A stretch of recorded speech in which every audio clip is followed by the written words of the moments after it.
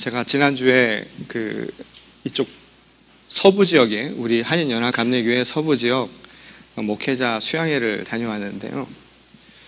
목회자 수양회를 갔더니 강사 목사님이 충청도 분이더라고요. 지금 이 통역이 될지 모르겠습니다. 이 충청도 분이 말씀을 하시니까 참 재밌더라고요. 제가 그래서 새로운 것들을 알았는데 그 중에 하나가 이 그류라는 말을 이번에 가서 처음 알았습니다. 이 그려유를 거기서 줄여서 그류 그런다고 하는데요. 그류. 근데 이 그류가 세 가지 종류가 있다고 하더라고요. 그류. 이게 다 다르다는 거예요. 이 세 가지가 어떻게 하냐에 따라서 다 다르다는 겁니다. 그래서 회의를 해도 모두가 그류 했다고 해서 통과가 되면 큰일 난다는 거예요. 잘 들어야지 억양이 그류 하는데 모르고 다 통과된 줄 알고 그냥 일을 일사천리로 해버리면 교회가 큰 어려움이 따른다는 겁니다. 그류가 다 다른 거래요. 저도 모르게 사투리를 썼는데 그 그류 신학에 대한 이야기를 제가 들으면서 무슨 생각을 했냐면 이 신앙에 있어서 우리가 믿음에 있어서도 참 색깔이 다르다라는 생각을 많이 해봅니다. 우리가 아멘이라고 이야기하면서도 혹시 여러분 어떤 아멘을 하셨습니까? 아멘! 아멘! 아멘. 혹시 우리들의 아멘이 자기 귀에 걸면 귀걸이, 코에 걸면 코걸이식의 그런 아멘이 아니었는가? 오늘 우리가 믿은 대로 행한다라고 이야기를 했는데 우리도 모르는 새 아멘을 나는 입술로 고백했지만 실제로 내 믿음의 생활은 그렇지 못한 것은 아니었는가? 우리가 한번 생각해 볼 필요가 있다는 것이죠. 오늘 그런 의미에서요. 우리가 믿음에 대한 이야기를 가지고 우리가 함께 말씀을 나눌 때 여러분 진정한 큰 믿음을 원하지 않으십니까? 어떤 것이 진정한 믿음이라고 생각하십니까? 하나님이 우리를 부르실 때 하나님 앞에 온전히 아멘하고 나설 수 있는 우리가 될 수 있기를 바랍니다. 오늘 말씀을 통해서 우리가 진정한 믿음이 무엇인가, 큰 믿음이 무엇인가, 그리고 우리가 그것을 통해서 찾고자 하는 우리 생명의 빛이 무엇인가 우리가 함께 살펴보려고 합니다. 이 지난주에 한국에서는 손님이 한 분 오셨죠. 요즘에는 슈퍼스타입니다. 이 카톨릭의 수장이시죠. 카톨릭 교회의 수장인 교황이 한국 사회를 방문했습니다. 그분은 비유럽계 출신의 최초의 교황이죠. 프란치스코 교황입니다. 그런데 그분이 이 국경, 종교를 뛰어넘어서 많은 사람들에게 사랑을 받고 있죠. 존경을 받고 있습니다. 그 이유가 뭘까? 이 많은 사람들이 그 이유를 찾아보니까 그분이 가장 낮은 자들, 가장 약한 자들, 가난한 자들, 소외된 자들과 함께 하려는, 그래서 하나님의 말씀으로 사회 정의를 이야기하는 분이다 라는 것이 그 이유 가운데 하나였다는 겁니다. 더군다나 오늘날 많은 사회가 분쟁과 갈등으로 힘들어하지 않습니까? 그럴 때마다 그 곳곳마다 가셔서 하시는 말씀이 화해와 그리고 평화라고 하는 것을 하나님의 말씀을 들어서 사람들에게 전했다 이 말입니다. 그래서 많은 사람들이 그 교황에 대한 존경심을 갖고 사랑을 표현하고 있다는 것이죠. 그래서인지 몰라도 오늘 이 한국 사회에서도 많은 사람들이 이 교황을 맞이하면서요 큰 기대를 안 하죠. 어떻게 보면 오늘날 한국 사회가 가지고 있는 어려움들이요, 유일한 분단 국가지 않습니까? 남북으로 갈라져서 여전히 대치 상황에 있는 그런 국가에 어떤 메시지를 줄 것인가, 어떤 평화의 메시지를 전할 것인가, 사람들은 기대가 많았죠. 또 국내적으로도 갈등과 분열이 요즘에 많지 않았습니까? 특히 이 세월호 참사 이후에 많은 사람들이요 힘들어하고 어려움을 겪고 있는 것이 오늘의 현실이었습니다. 그리고 그것을 통해서 서로 다른 의견들, 이견들이 충돌하고 있는 이 현실들을 많은 사람들이 경험하고 있었죠. 이런 상황 속에서 과연 저분이 오셔서 무슨 말씀을 전할 것인가, 또 우리에게 어떤 위로를 줄 것인가, 이런 기대를 많이 했다고 합니다. 그런데 저는 그걸 바라보면서요 개인적으로 이런 생각을 해봤습니다. 교황이 한국 방문을 바라보면서 많은 사람들이 그렇게 기대하고 또 그분을 통해서 위로받고 위안받으려고 하는 그런 모습들을 보면서 오늘날 우리가 영적인 지도자를 그렇게 갈망하고 있었구나라는 생각을 하게 되었습니다. 어디 가서 위로와 위안, 평안의 메시지를 듣지 못했다 이 말인 거죠. 거꾸로 이야기해보면 오늘날 이 시대에 우리의 삶의 빛이 어디 있는가, 우리가 어떻게 살아야 하는가, 무엇이 삶의 올바른 방향인가, 오늘날 이 젊은이들에게 어떻게 살아야지 제대로 되는 삶인가 말이죠. 오늘 무엇이 잘못된 삶인가 꼬집어서 정확하게 이야기해줄 어른이 없는 시대를 우리가 살고 있다는 생각을 해보게 되었다는 것이죠. 사회적으로나 정치적으로나 국가적으로나 국민들이 어떻게 살아가는지, 젊은이들이 어떻게 살아가야 하는지 그 비전을 제시해주는 지도자가 없었다. 결국 우리들의 아픈 현실을 반증해주고 있다라는 것이었습니다. 그런데 공교롭게도 이번에 교황이 이 한국 사회를 방문한 이 시기가 이 8월 15일 이 광복절과 겹쳤죠. 여러분, 8월 15일이 무슨 날입니까?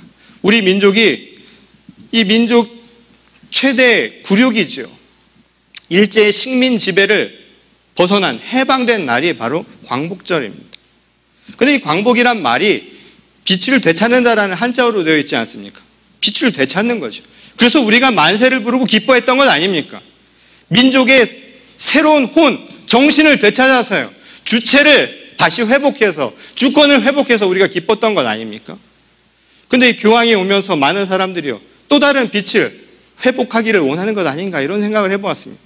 어떻게 보면 우리 삶에 잃어버린 혼들, 빛이라는 게 있지 않았냐 이 말입니다. 어둠과 같은 터널 속에서 우리는 힘들게 살아가고 있는 이 현실들 아니었냐 이 말입니다. 그래서 사람들이 갈망하고 있었던 거죠. 그 빛을 되찾고 싶은 게 아니었는가. 혹여 교황을 통해서 잃어버린 그 빛을 되찾고 싶었던 게 우리 한국 사람들의 마음, 어쩌면 그분이 발닿는 곳곳마다 많은 민족과 세계 각국의 많은 영혼들의 마음들이 그와 같지 않았는가, 저는 그런 생각을 해본다라는 겁니다. 그런 의미에서요, 오늘 우리가 잃어버린 그 빛이란 게 무엇일까요?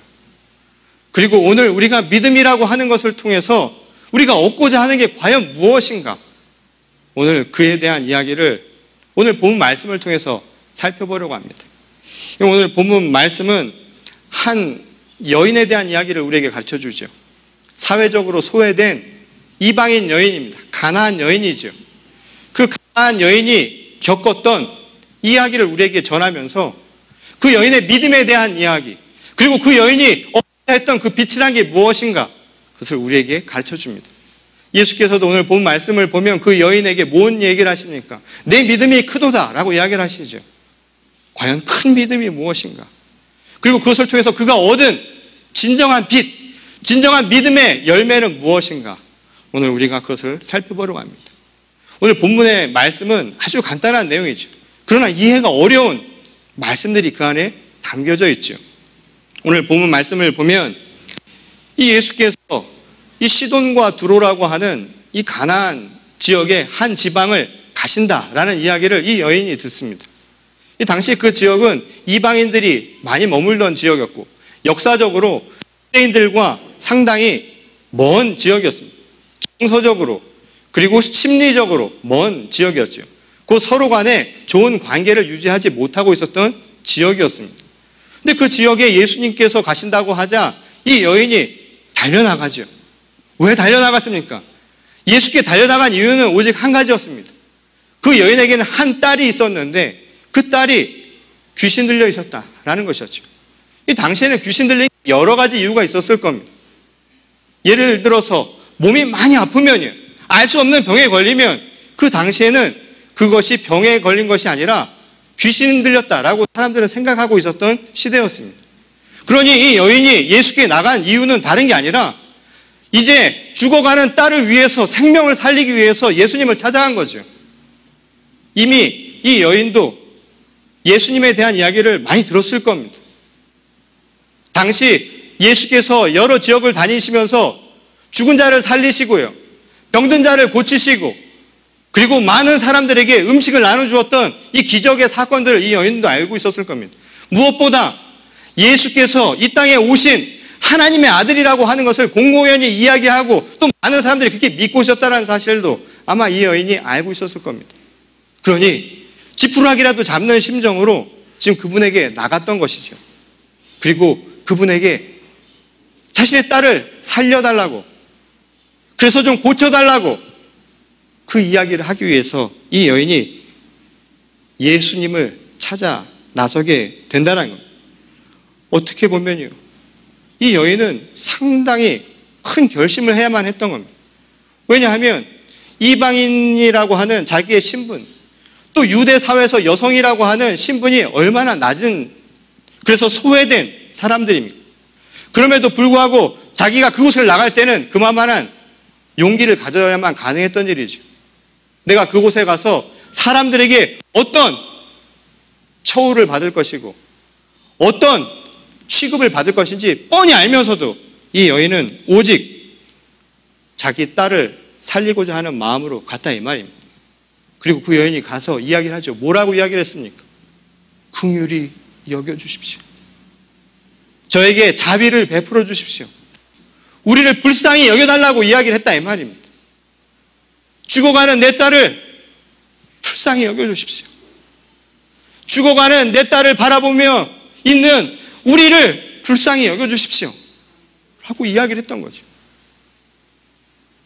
그런데 말이죠, 오늘 본 말씀을 보면 이 제자들이 그렇게 자기의 모든 걸 무릅쓰고 와서 긍휼히 여겨달라고 살려달라고 아마 멀리서요, 예수님을 주변으로 많은 사람들이 모였겠죠. 멀리서 소리쳤을 겁니다. 제발 좀 저희 좀 봐주십시오. 저희를 좀 살려주세요. 긍휼히 여겨주십시오 라고 이야기하는데요, 제자들이 가서 뭐라고 했습니까? 자기 스승인 예수께 가서 한 이야기가, 아이고 저기 소리친다만 어떤 여인이 저렇게 소리치는데 빨리 해서 보내죠. 보냅시다. 어떻게든 이 상황을 모면하고 싶었던 거겠죠. 교황이 왔어요. 많은 사람들이요, 종교를 떠나서 영적인 지도자가 온다고 하니까 혹여 내 병이 나을까, 혹시 내 아픔이 나을까, 위로나 위안을 받을까, 많은 사람들이 그 주변에 모였을 겁니다. 수많은 인파가 모였겠죠. 위로받기 위해서 또는 치유받기 위해서 많은 사람들이 모였겠죠. 근데 그 주변에 있는 사람들이 말이에요, 예전을 해야 되고 의전 때문에 무슨 행사를 해야 되니까 빨리빨리 저 사람들 내보내자고, 지금 진행돼야 할 의식이 제대로 진행되지 못하고 앞으로 행사가 있으니까 빨리빨리 내보내자고 이야기를 했다고 한번 생각을 해보십시오. 마치 제자들이 지금 급한 듯 사람을 내쫓듯 떠나보냈다 이 말입니다. 그 마음을 보였던 거죠. 근데 더 놀라운 건요, 도대체 알 수 없는 말씀이 그 다음에 나오지 않습니까? 놀라운 건 그 다음에 예수께서 하신 말씀입니다. 예수께서 뭐라고 얘기를 하냐? 저기서 한 여인이 외치고 있다고, 우리를 긍휼히 여겨달라고, 불쌍히 여겨달라고 이야기하는데 예수님이 그 얘기를 듣고 하신 말씀이 뭐냐면, 내가 이곳에 온 이유는 너희 때문이 아니라는 겁니다. 이스라엘 집에 잃어버린 양 때문에 왔다고요. 다시 말해서 가나안이나 이방인들을 위해서 온 게 아니라 내가 온 이유는 이스라엘, 바로 그 땅에 있는 민족을 위해서, 하나님의 선택된 백성, 바로 그들을 위해서 내가 이곳에 왔다라고 이야기를 합니다. 한번 생각을 해보십시오. 여인의 마음이 어땠을까 한번 생각을 해보십시오. 내가 지금 죽어가는 딸을 데리고 사람들이 손가락질하든 말든 오직 내 자식 살리겠다라는 말 하나로, 그 마음 하나로 달려나와서 그곳에서 그렇게 절규하는데 제자들은 떠다밀고 말이죠, 기껏 다가갔더니 예수께서 하신다는 말씀이, 나는 너희를 고쳐줄 수 없다고. 나는 오직 선택된 백성인 이스라엘만의 하나님의 아들이라고. 신이 나를 보냈는데 내가 그 아들로 이 땅에 왔는데, 구원자로 왔는데 내가 구원할 사람은 너희가 아니라고 이야기를 한다 이 말입니다. 그러자 이 여인이요, 무릎을 꿇고 간청하는 거죠. 무릎을 꿇고 간청한단 말이에요. 한번 생각해 보세요. 얼마나 급했으면, 얼마나 가슴이 아팠으면, 얼마나 이 상황이 위중했으면 자기를 그렇게 박대하는데도 불구하고 이 어머니가요, 무릎을 꿇는 거예요. 무릎을 꿇고 뭐라고 합니까? 도와달라고, 살려달라고 애원하는 거 아닙니까? 제발 좀 살려달라고, 나 좀 도와달라고. 얼마나 원통하고 얼마나 고통스러운 순간이었겠습니까? 근데 말이죠, 정말 이해할 수 없는 말이 그 다음에 나오죠.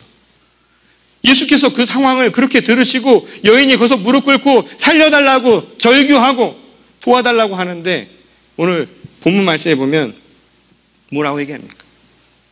자녀들이 먹을 빵을 개에게 나눠줄 수 없다라는 거예요. 이방인들어 너는 개라는 거예요. 이 빵은 자녀들을 위해서 준 것이지 그건 나는 이스라엘을 위해서 온 것이지 너희 먹을 빵 생명의 양식이 아니니까 개에게 줄 수 없다라는 겁니다. 너무 모멸감을 주는 표현 아닙니까? 누가 여러분들을 표현할 때 개라고 표현한다고 해보십시오. 기분이 안 좋죠. 얼마나 모멸감이 드는 겁니까? 그 상황도 자식이 지금 사냐 죽으냐의 문제를 가지고 그 앞에서 그렇게 이야기를 하는데 개에게 던져줄 빵은 없다. 아무것도 없다라는 겁니다. 이 말이요. 너무 가슴 아프고 모욕적인 표현 아닙니까? 이게 과연 무슨 뜻일까요? 왜 예수께서는 그렇게 이야기하셨을까요? 사실 이 이야기를 이해하려면 오늘 본문이 쓰여져 있는 15장 마태복음 전체 이야기를 우리가 이해할 필요가 있습니다. 이 실제로 마태복음 15장 전체의 이야기는 무슨 얘기냐? 오늘 본문 앞에 나와 있는 1절부터의 내용은 당시 유대인들에 대해서 특히 유대의 율법주의와 같은 사람들 그래서 유대의 전통에 빠져 있는 사람들이 형식에 얽매여서 하나님의 말씀을 제대로 듣지 않는다 이 말입니다. 하나님의 말씀이라고 그리우 아멘 라고 이야기했지만 실질적으로는 그렇게 살지 않았던 위선적인 신앙에 대해서 예수께서 짚은 것이죠. 먹는 것, 정결한 것, 안식에 대한 이야기를 한다 이 말입니다. 그러나 중요한 것은 무엇인가요? 우리 입으로 들어가는 게 중요합니까? 물론 중요하죠. 근데 그걸 가지고 죄인을 만드는 건 아니다 이 말인 거죠. 더 중요한 건 뭡니까? 우리 입으로 나오는 거죠. 사람을 죽이는 건요. 이 말로 사람을 죽이는 것처럼 어려운 게 어디 있습니까? 마음이 중요하다 이 말인 거죠. 신앙은 바로 그런 신앙이라고. 그래서 예수께서 뭐라 이야기하냐면 유대인들에게 너희들의 신앙은 눈먼 신앙이라고 얘기한다고. 눈이 먼 신앙이에요. 눈먼 인도자가 잘못 인도할 때 어떤 세상이 열리겠습니까? 지도자가 눈이 멀어서 잘못 인도했다고 한번 생각을 해보십시오. 가야 할 곳을 가지 않고 다른 곳으로 간다 이 말입니다. 구류 하다가 딴 데로 갔다 이 말입니다. 진정한 하나님의 길을 가지 못하는 것이 어떻게 되겠냐 이 말입니다. 오늘 본문 말씀은요. 바로 그 연장선상입니다. 유대인들이 가지고 있었던 잘못된 모습들이요. 겉으로는 예 하면서도 속으로는 그렇지 않았던 신앙에 대한 비판인 거죠. 그리고 그 신앙의 핵심은 무엇이었습니까? 다른 사람은 죄인을 만들고 자기들만 아니라는 것. 하나님은 우리만의 하나님이라고 생각했던 편협하고 왜곡된 신앙에 대한 이야기를 비판하신 것이었죠. 지금 예수께서 이 여인에게 했던 말들이요. 내가 너를 도와줄 수 없다라는 것. 걔에게 상 위에 있는 떡을 줄 수 없다라는 이야기. 그 이야기는 예수님의 말씀이 아니라 사실은 당시 유대인들의 생각이었다 이 말입니다. 결국 이 이야기는 바로 앞절에서 나왔던 얘기들을 반복해주는 것이죠. 너희들이 어떤 줄 아느냐 이 말입니다. 너희들이 지금 보여주는 신앙의 모습들 그것은 바로 이와 똑같았다는 겁니다. 지금 사람은 죽어가는데 생명은 말라가는데 와서 그를 구원할 생각은 하지 아니하고 너희들은 나와 다르다라는 이유 하나만으로 이방인이란 이유만으로 개 취급하면서 그 사람들에게 긍휼함도 주지 않고 그들을 도와주려고 하지 않는다라는 것이죠. 이게 예수님이 보여주고자 했던 진정한 모습이었다는 것입니다.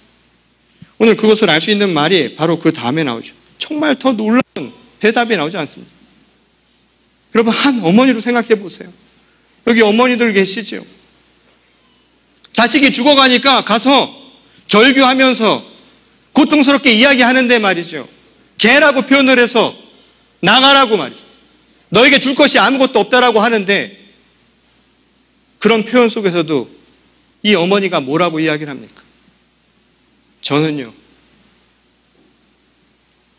그 떡 주시지 않아도 좋습니다. 저는 던져진 그 상에서 떨어진 부스러기라도 상관없습니다. 내가 이 딸을 살릴 수만 있다면 떡이 아니라 그 무엇이라도, 그 부스러기라도 제가 받아 먹겠습니다. 놀라운 표현 아닙니까? 이걸 보고선 예수께서 뭐라고 얘기해요? 이게 바로 신앙이라고요. 내 믿음이 크다라고 이야기하지 않습니다. 왜 그랬을까요? 이게 빛인 것 아닙니까? 어둠 속에서요, 우리가 어둠 속에 있는 현실 속에서 살아간다고 한번 생각해 보십시오. 아무것도 보이지 않아요. 내 딸이 지금 죽을 상황인데 도대체 날 기미도 안 보이고 캄캄한 어둠과 같은 순간이다 이 말입니다. 그때 조그만 빛이면 어떻습니까? 뭐가 가려져서 좀 보이지 않아도 작은 빛이면 어떠냐 이 말입니다. 나는 그 빛 하나만이라도 좋다고요. 나는 그 빛 하나만 있어도 살 수 있을 것 같습니다.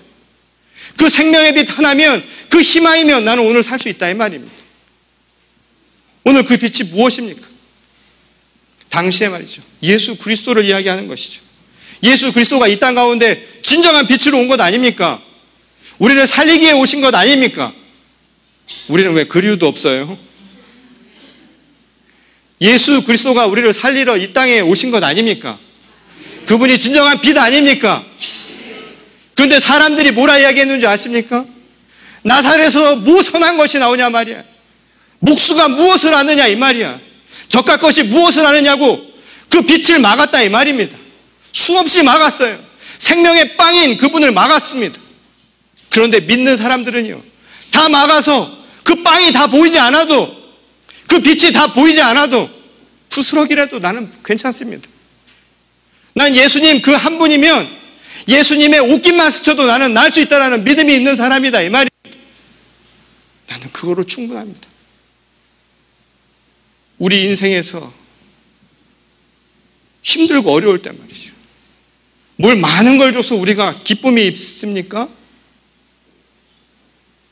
이제 오늘부터 이제 내일, 다음 주, 그 다음 주면 우리가 개강 예배를 하게 되는데 어머니들 자식들 데리고 오는 분들이 많이 있습니다. 요즘엔 학생들 이렇게 데리고 다니시더라고요. 애가 어떻게 되는가. 뭐 저도 그래야 될지 모르지만 아이들 데리고 다니면서 부모들이 항상 오가면서 봐주지 않습니까? 근데 말이죠, 그 마음들이, 부모들의 마음이 다 한결같은 것 아닙니까? 자식이 뭔가 잘못되지 않게 하기 위해서 작은 것 하나라도 뭔가를 찾아가기 위해서 말이죠. 그런데 오늘 이 시대가 말이죠, 젊은이들이 살기 어려운 시대예요. 힘들지 않습니까? 방황하는 그런 시대들 아닙니까? 아이들이 말이죠, 1년만 지나면 힘들어해요. 꿈이 어디 가는지, 비전이 어디 가는지 못 찾는다 이 말입니다. 근데 되돌아보면 말이죠, 다시 일어서고 또 우리도 우리 인생에서 힘을 내고 용기를 얻는 것을 보면 뭘 큰 걸 줘서가 아닙니다. 아주 작은 것, 그 작은 빛 하나 때문에 우리가 희망을 갖고 살아가는 것 아닙니까? 오늘 우리에게 더 큰 빛이 있습니다. 오늘 이 여인의 믿음이 큰 건 다른 게 아니죠. 정말 빛을 본 것 아닙니까? 비록 세상이 가리고 있는 수많은 편견과 장벽 때문에 보이지는 않았지만 바로 예수 그리스도라는 빛을 그는 보고 있었던 것 아닙니까? 오늘 우리에게 희망이 있는 것입니다. 오늘 이 시대가 아무리 어렵고 힘들어도요, 희망은 반드시 있다 이 말입니다. 그게 크지 않더라도, 내 눈에 크게 보이지 않더라도 그 작은 것 하나에 나는 용기를 얻고 그것에서 힘을 얻고 나는 오늘을 살아갈 수 있는 힘을 얻을 수 있다는 것이죠. 오늘 이 여인의 믿음이 큰 이유가 바로 여기 있었던 겁니다. 그리고 그 여인이 찾고자 했던 빛은요, 다른 것이 아니라 바로 주님이 우리에게 참된 빛을 오셨다는 그 사실을 깨달았다는 것이죠. 오늘 이 시대, 빛이 없는 시대라고 이야기하죠. 오죽 빛이 없으면 이 개신교 신자들도요, 우리 안에서는 뭘 찾질 못해요. 오히려 가톨릭 교황에 나가서 그분에게 위로와 위안을 받으려고 하지 않습니까? 그런데 진정한 빛은 누구입니까? 교황입니까? 아닙니다. 오늘 우리가 찾아야 할 진정한 빛은요, 그리스도 예수님입니다. 그분 한 분만으로 우리가 족하다라고 고백을 할 수 있어야 하는 것이죠. 사랑과 평화, 정의의 빛으로 오신 그리스도 예수, 그분이 우리를 살리시는 힘입니다. 사도 바울도 고백을 하지요. 뭐라고 고백을 합니까? 그 누가 그리스도 예수의 사랑으로부터 우리를 끊을 수 있겠느냐 말입니다. 그 무엇도 우리를 끊을 수 없습니다. 세상의 힘도, 과거와 현재라는 시간도, 어느 권세도, 어떤 능력도, 그리고 높고 낮음의 그 문제도 그리스도 예수 안에 있는 하나님의 사랑으로부터 우리를 끊을 수 없다라는 것입니다. 오늘 그 믿음이 있는 자들마다 빛을 찾을 줄 믿습니다. 오늘 이 시대를 살아가는 우리 모두에게 주신 말씀이죠. 지난 4월에 있었던 세월호 참사 사건으로 많은 유가족들이 여전히 힘들어하고 어려워하고 있습니다. 그들도 이 교황에게 나가서 그런 위로와 위안을 받고자 했지요. 근데 많은 사람들이 여러 가지 이견들이 있어서 여전히 너무 지나친 것 아니냐, 너무 오래 가는 것 아니냐라는 이야기들이 있습니다. 근데 그리스도인들인 우리들에게 이런 이야기들, 질문이 있습니다. 행여 우리도 제자 같은 것은 아닐까요? 긍휼함을 구하고 도움을 구하는 사람들에게 주어야 할 것은 긍휼과 도움이지 그들을 비판하고 그들을 지적하는 이야기는 아닙니다. 지난주 이 미국 미주리주 이 퍼거슨 시에서는 18세 된 흑인 청소년이 경찰이 쏜 총에 맞는 사건이 있습니다. 이 미국 사회에 인종이라고 하는 갈등이 여전히 남아있다는 것을 단적으로 보여주는 사건이죠.